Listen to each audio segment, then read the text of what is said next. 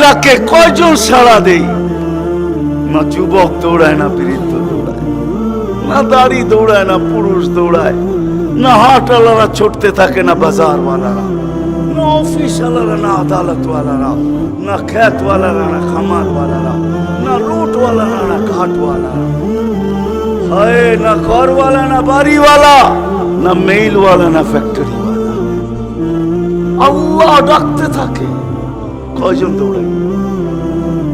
অথচ রাসূলুল্লাহ সাল্লাল্লাহু আলাইহি ওয়াসাল্লাম, হায় হায় আফসোস,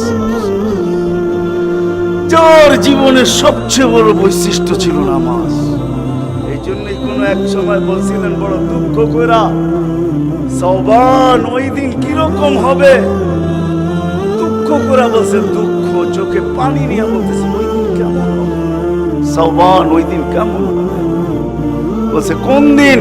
বলে উমিতাতি সালাহ, আমার উম্মতের জীবন থেকে নামাজ পড়া যাবে।